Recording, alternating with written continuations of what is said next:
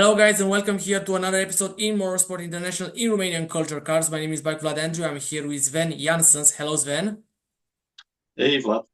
Sven Janssens, mechanic for T2 Racing by Hegeli, a famous team competing in prototype and GT competition. Will tell us a couple of secrets about 2024, how it goes at 2024, plans, results, achievements, and much more. Sven, let's start with a little describe about you.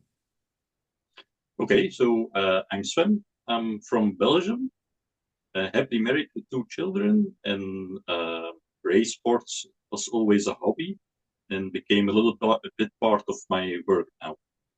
I understand.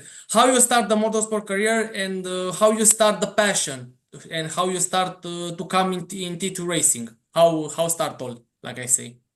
Well, it's a pretty long story, but well, when I was a child, I always was into cars and through games like Need for Speed. I was an addict for Porsche, Ah, okay. so Porsche that's why. Unleashed. No? What? Porsche Unleashed, the game. No, even before Ah, the okay. original Need for Speed games and Underground and stuff like that. So Ah, okay, even a okay. little bit before. And then I got into my own car, my first own car, then tuning the car and stuff like that. And then you join a tuning club here in Belgium with a lot of friends. I had a few sponsors as well. And with a common sponsor, we had a racing team that was running in the 24 hours of Solder. Oh, I okay. got an invitation, VIP, to go to the 24 hours of Solder, and got in touch with the team. Got to know the manager of the team and the owner of the team that was driving himself as well, and that's how I became part of the team. And then grew a little bit further to T2 Racing, that was competing with them as a team member, then as a driver, and then years later, I'm a mechanic there, and I do the fuel and the tires for them. Yeah, and tell me how it goes the 2024 for T2 Hegeli because the T2 Hegeli competing back in the day competing in Belcar, also competing in 24-hour series, and also they are winning the 24-hour Spa in Yeah, GTAM class. yeah. And of course, if I'm not mistaken, the Porsche is being sell or remain on the team. It was for sale a long time, and this year it was finally sold. Yes. Ah, okay, okay, I understand because I knew this project starting. I believe, if I'm not mistaken, 2 years is 2 years from that moment. 3 years. 3 years, 3 years, exactly 3 years. Yeah, Because if I'm not mistaken, the last race is been on Spa, the 24-hour Spa, the famous yeah, 24-hour yeah. Spa. But now Yeah, starting with it was always a dream of the owner of T2 to ah, do the big races in Europe. So the 24 hours of Spa was always on his bucket list. And with the sponsor he already had, he had a good talk, and they decided to participate. So we ran two practice races for them. So well, real races, but just to see the feeling of the car and setup and stuff like that. So we did the 12 hours of Hockenheim and 12 hours of Mugello. Mugello was a okay. first race that year in 2021, I believe. And we were fifth, I believe, overall and in class. And then we did the 12 hours of Hockenheim. We won that race. And then we participated the 24 hours. So that was our final goal with the car. And like you said, we won the AM class in 2021. What an amazing job on the GT3 class, like I said, because I watch all three races and I'm very, very Yeah, the only thing was the owner of T2 Racing is a little bit older now, but he's really fast still for that age. And but he always drove prototype cars like Radical and Norma and stuff like that. So for the 24 hours of Solder, he already did the Porsche Cup, the older model. But now he drove the Porsche GT3 R for the 24 hours of Spa. But it wasn't really his thing. GT cars, he can drive them, but he likes the prototypes more. So I understand. And tell me how it goes the 2024 for TD Racing by Hegali because the Michelin Le Mans Cup was a serious challenge, like I say, this year. Yeah. So when we ended the 24 hours of Spa, it was always the question: what will we do uh, the year beyond that? Are we still running the Porsche, or are we doing something else? And they got together again to see what they wanted to do. And Ken drove the 24 hours of Daytona, I believe, for the first time with the new LP3 for them that year.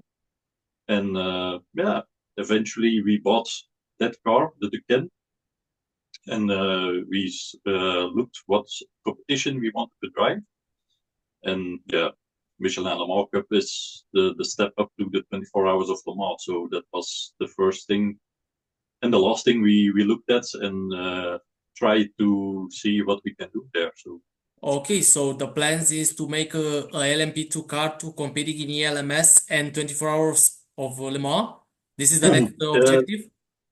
it's a bucket list thing again for the owner, but it takes a lot of Okay. money and stuff like that. So I don't think it's still on the bucket list now because he's saying this year that he's gonna stop racing the prototype cars, still do a little bit of racing, but not that high in competition. So 24 hours of solar still, but not Le Mans Cup anymore. So I don't think we're gonna do the 24 hours of Le Mans. Ah, okay, I understand. But now I need to talk about a serious phrase for you, Sven, and of course for the people who watching me. In my country, the Yeah, motorsport is being promoted by two phrases: "Street is not circuit," and "Champions are in circuit, not in the street." To tell us people for the first time who watching my video, the people who watching me already a couple of episodes in Motorsport International, another interview, will know exactly what I'm talking about.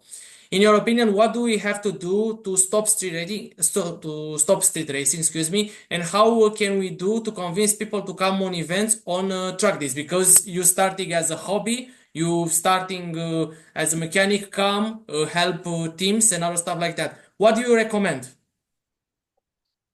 well, from this year on, in competitions like ELMS and Le Mans Cup that we were running, uh, audiences, so visitors that came to the races, were a lot higher than the year before. So I think after COVID, people are getting back to the track now a little bit.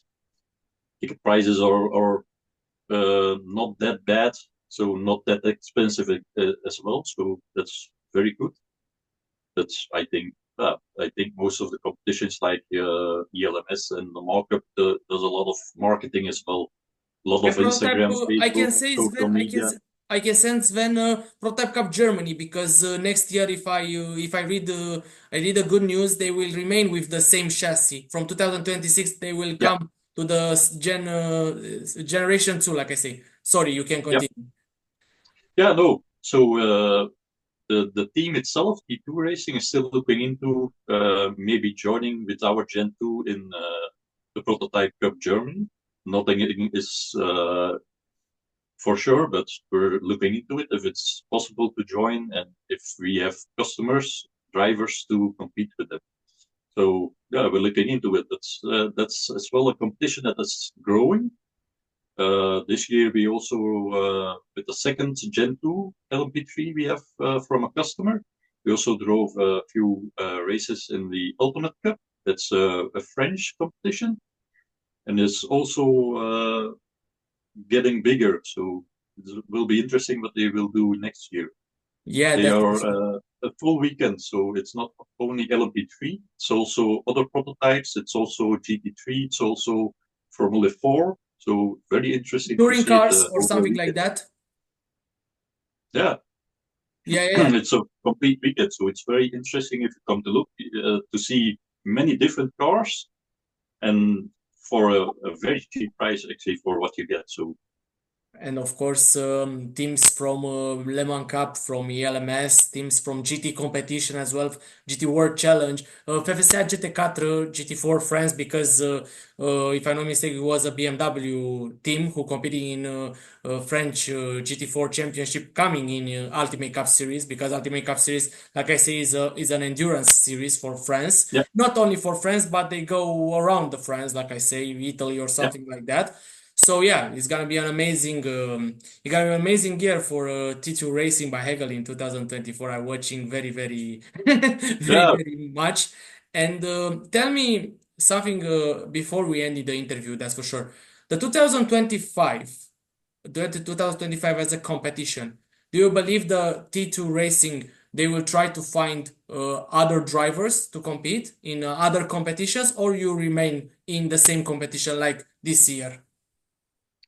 Um, we are searching still for new drivers that want to participate in the market Ultimate Cup or Prototype Cup Germany. So we have in December we have a few track days, and that's we let's drivers test the Gen 2 LMP3 and the new Nova NP02.